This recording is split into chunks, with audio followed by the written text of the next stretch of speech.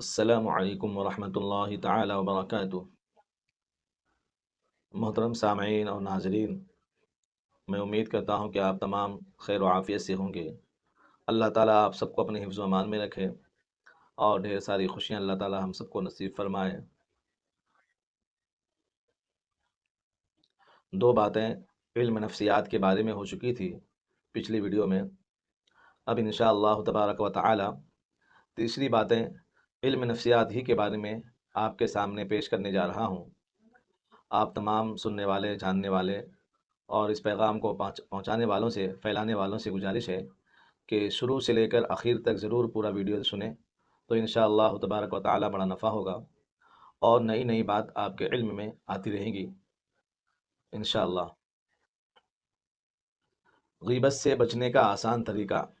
Number 1، جب کوئی ہمارے سامنے کسی کی غیبت کرے تو اس کو صاف منع کر دے کہ غیبت نہ کرو۔ اگر اس صاف منع کرنے کی ہمت نہیں ہے تو اس جگہ سے ہٹ جائے۔ نمبر 2، اگر خود کسی کی غیبت ہو جائے تو اس کو کچھ نہ کچھ تحفہ یعنی ہدیہ پیش کر دے اور اس سے صاف طور سے بتا دے کہ مجھ سے تمہاری غیبت ہو گئی ہے، مجھے معاف کر دو۔ جب ایک مرتبہ کسی کے ساتھ ایسا معاملہ کرے گا تو آئندہ نفس خود ہی غیبت سے پرہیز کرے گا۔ نمبر 3، اگر یہ اطلاع ملے کہ فلاں آدمی تمہاری غیبت کرتا ہے تو اس کی غیبت کرنے کے بجائے اطلاع دینے والے سے خود ہی کہے کہ میری طرف سے اس کا شکریہ ادا کر دینا کہ تمہارے اعمال کا تحفہ مجھے ملا، اور جب اسے خود ہی ملاقات ہو تو اس سے بہت ہی خوش اخلاقی سے پیش آئے اور غیبت کا شکریہ ادا کرے کہ آپ نے غیبت کر کے مجھے اپنا ثواب پہنچا دیا، یعنی آپ نے غیبت کر کے مجھے اپنا ثواب کا تحفہ مجھے دیا۔ غیبت کرنے والے اکثر اپنے ہی ہوتے ہیں، ان میں بعض ایسے ہوتے ہیں کہ جن پر ہمارے احسانات ہوتے ہیں، وہی ہماری بدگوئی میں بڑھ چڑھ کر حصہ لیتے ہیں۔ ایسے موقع پر ہم اپنے احسانات جتا کر اجر و ثواب ضائع نہ کریں، بلکہ یہ کہیں وَلْيَعْفُوا وَلْيَصْفَحُوا، وَلْيَعْفُوا وَلْيَصْفَحُوا، یعنی معاف کریں اور درگزر کریں یعنی چھوڑیں، پر عمل کرتے ہوئے درگزر اور معافی کا معاملہ کریں اور احسان نہ کریں۔ رحم دلی۔ معلم کے اندر رحم دلی کا جذبہ پیدا ہوگا تو وہ ہر بچے کے مستقبل کی فکر کرے گا، یعنی فیوچر کی فکر کرے گا۔ اگر استاد، ٹیچر اپنے بچے کی، پڑھنے والے بچے کی صحیح فکر کرے گا اور ان کے اندر رحم دلی ہوئے گی، ان کا دل نرم ہوئے گا، تو بچوں کے بارے میں، بچوں کی فیوچر کے بارے میں وہ صحیح فکر اور صحیح گائیڈ لائن بتائے گا۔ یہاں تک کہ مدرسے میں نہ آنے والے بچوں کو جب دیکھے گا تو اس کے دل میں ان کی بھی ہمدردی اور مستقبل کی فکر آئے گی، اور موقع نکال کر ان کے والدین سے، یعنی ان کے ماں باپ سے، ان کے پیرنٹس سے، ذمہ داروں سے مل کر انہیں ان کی دینی تعلیم کی ترغیب بھی دے گا۔ یہ رحم دل معلم کی علامت ہے۔ حضرت سفیان ثوری رحمۃ اللہ علیہ فرماتے تھے، واللہ طالب علم اگر ہمارے پاس نہیں آئیں گے تو ہم خود ان کے پاس جا کر ان کو علم سکھائیں گے۔ پھر سے دھیان سے سنیں، واللہ طالب علم یعنی علم سیکھنے والے اگر ہمارے پاس نہیں آئیں گے تو ہم خود ان کے پاس جا کر ان کو علم سکھائیں گے۔ یہ باتیں جامع بیان العلم والفضلہ کے بیان میں لکھا ہوا ہے۔ جی، بردباری۔ اگر معلم حلیم اور بردبار ہو تو وہ نہ صرف بچوں کا دل جیت لے گا بلکہ محلہ کے لوگوں کا بھی محبوب بن جائے گا۔ اس لیے اپنے اندر حلم کو تلاش کرے، اگر حلم کو نہ پائے بلکہ خود کو الجھنی اور غصہ یعنی شارٹ ٹیمپر پائے تو اس کا علاج کرے۔ غصہ دور کرنے کی حکمتیں حدیث شریف میں ہیں، وہ اختیار کرے۔ غصے سے متعلق بزرگوں کے مضامین کا مطالعہ بھی کرتے رہے۔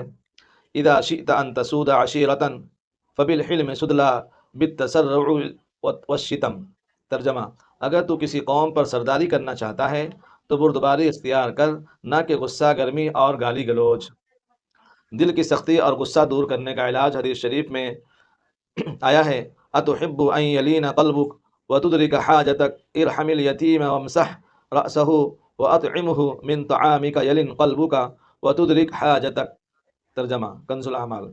کیا تم یہ چاہتے ہو کہ تمہارا دل نرم ہو اور تمہاری ضروریات پوری ہوں، یعنی دعائیں قبول ہوں، تو یتیم پر رحم اور شفقت کرو اور محبت سے اس کے سر پر ہاتھ پھیرو، اسے کھانا کھلاؤ جو تم کھاتے ہو، اس سے تمہارے دل میں نرمی پیدا ہوگی اور تمہاری حاجتیں اور ضرورتیں پوری کی جائیں گی۔ واو۔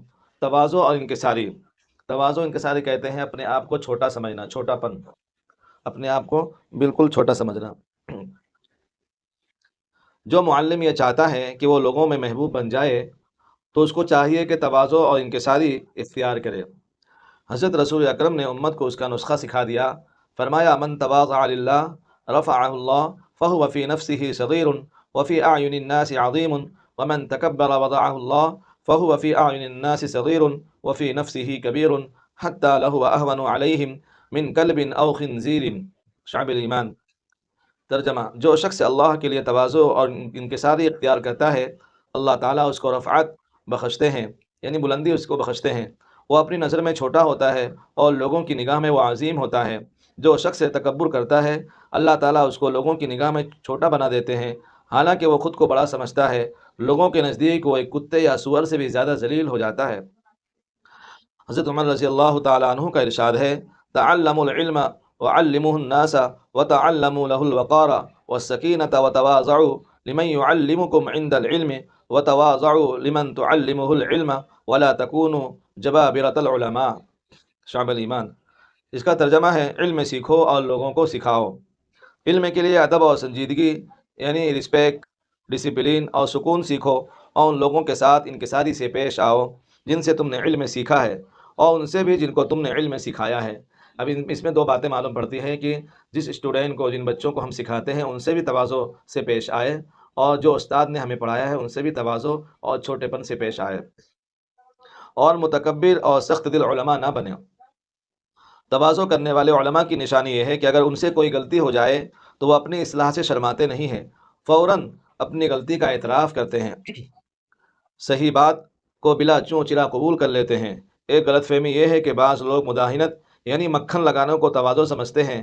مداہنت ایک بری صفت ہے جس سے ہم سب کو پرہیز کرنا چاہیے۔ ہاں، جذبہ خدمت یعنی خدمت کا جذبہ جس معلم میں یعنی جس ٹیچر میں، جس استاد میں خدمت کا جذبہ نہیں ہوتا تو وہ اکثر ادارے کے ذمہ دار اس سے نالا رہتے ہیں، یعنی اس سے پریشان رہتے ہیں، اس سے چڑھتے ہیں۔ وہ یوں سوچتا ہے کہ میرا کام تو صرف پڑھانا ہے اور پڑھانے کی تنخواہ ملتی ہے، میں کیوں پنکھے بند کروں، جھاڑو میں کیوں لگاؤں، چٹائی یا ٹاٹ پٹی کیوں بچھاؤں، کیا میں چپراسی ہوں؟ تو یہ جذبہ عجب ہے۔ معلم کو اپنے اندر خدمت کا جذبہ پیدا کرنا چاہیے، کیونکہ سید القوم خادمہم یعنی قوم کا سردار ان کا خادم ہوتا ہے۔ کسی شاعر نے خوب کہا ہے: مٹا دے اپنی ہستی کو اگر کچھ مرتبہ چاہے، کہ دانہ خاک میں مل کر گل و گلزار ہوتا ہے۔ واہ! جذبہ ایثار. معلم کو چاہیے کہ اپنے اندر جذبہ ایثار کو جگائے، اپنی ضرورتوں اور تقاضوں کو دبا کر ادارے کے تقاضوں کو پورا کرنا ایثار ہے، ورنہ خود غرضی ہے۔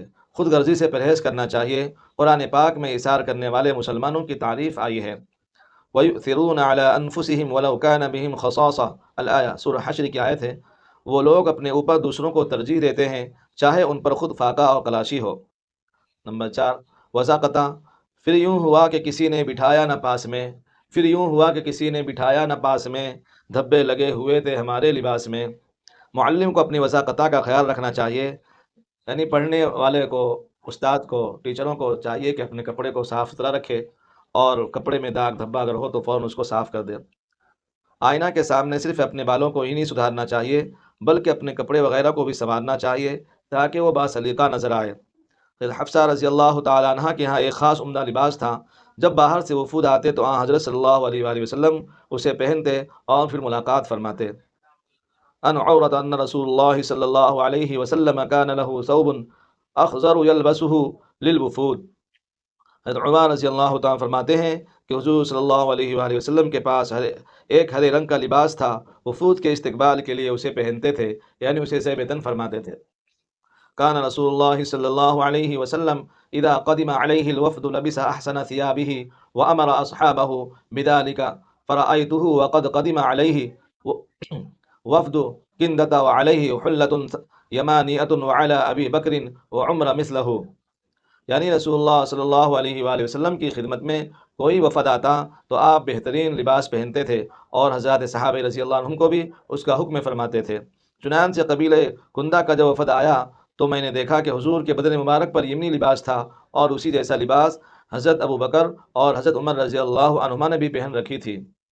دینی ادارے کے معلم کو کی حیثیت سے اس بات کا بھی اہتمام کرنا چاہیے کہ شرعی لباس زیب تن کرے، لباس سادہ ہو، بہت رنگین لباس سے پرہیز کرے، اور چہرہ مورا سنت کے مطابق بنائے، داڑھی ایک مشت سے کم نہ تراشے۔ اللہ تعالیٰ سے دعا ہے کہ اللہ تعالیٰ ہم سب کو کہنے سننے زیادہ عمل کی توفیق عطا فرمائے، اور جو بھائی بہن سن رہے ہیں ان سے گزارش ہے کہ سن کر آگے پھیلانے والے بنیں۔ اللہ تعالی ہم سب کو عمل کی توفیق عطا فرمائے۔ وآخر دعوانا الحمد للہ رب العالمین۔ السلام علیکم ورحمۃ اللہ تعالی وبرکاتہ۔